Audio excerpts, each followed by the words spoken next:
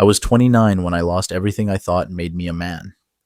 I'd always been the dependable one, steady, reliable, the guy you called when your car broke down or you needed help moving.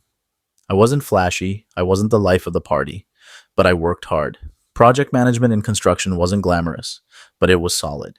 I liked building things that lasted, laying down foundations that couldn't be shaken. And I thought that's what I had with Emily. She was the woman I planned to marry. We'd been together for almost 4 years, and when I proposed, she said yes, with tears in her eyes. For months, we planned our wedding, looked at houses, and talked about kids. I thought I'd found my forever, but forever has a cruel way of ending too soon. The betrayal didn't come from a stranger. It came from my own blood, my younger brother, Jason.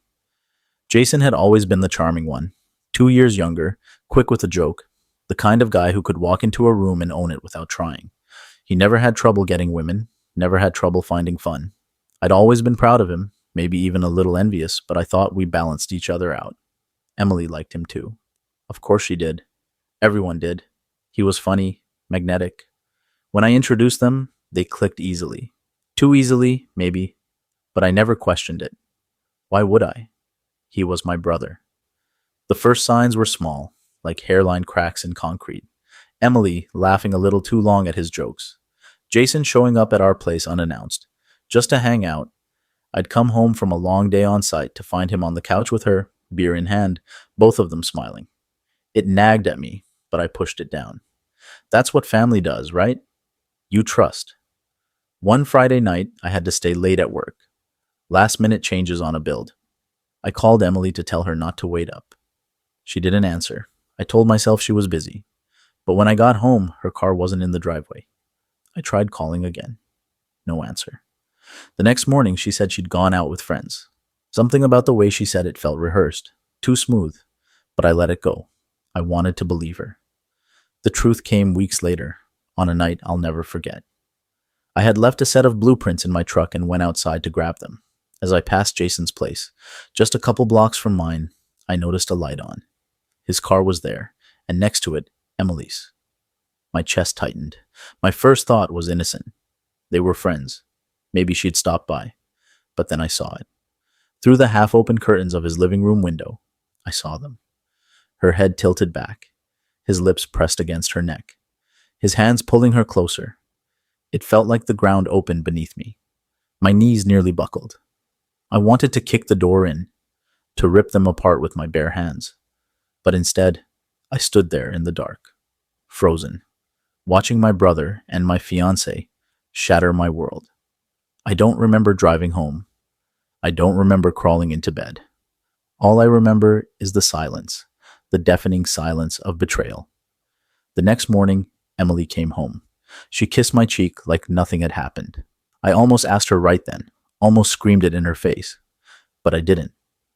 Instead, I stared at her, memorizing the lie in her smile. I confronted Jason first.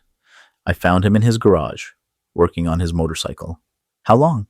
I asked, my voice low, shaking. He froze, wrench in his hand.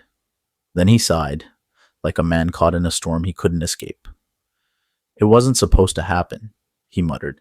"How long?" I repeated. He looked me in the eye. "Months." My fist connected with his jaw before I even realized I'd swung. He staggered back, blood at the corner of his mouth.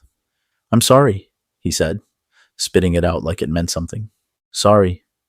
I left him there, trembling with rage, and drove home. Emily was in the kitchen, making coffee like it was just another morning. I set the ring on the counter. She turned, confusion flashing into guilt as she saw my face. "I know," I said simply. Her eyes filled with tears. "Please, let me explain." I held up a hand. "Don't. Just don't." She cried, begged, reached for me. I pulled away.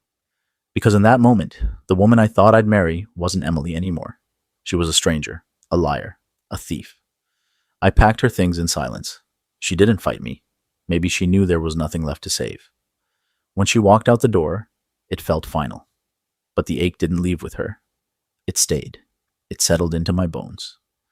Jason tried calling, texting, even showing up at my place. I didn't answer. I couldn't.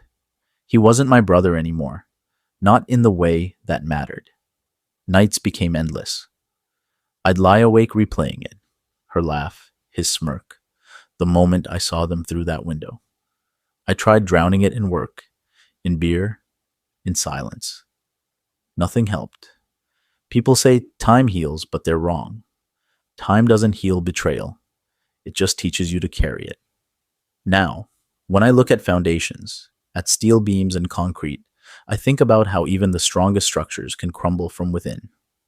Not because of storms or earthquakes, but because of cracks, tiny, hidden fractures you don't see until it's too late. Emily and Jason were my cracks. And now, everything I thought I was building is gone.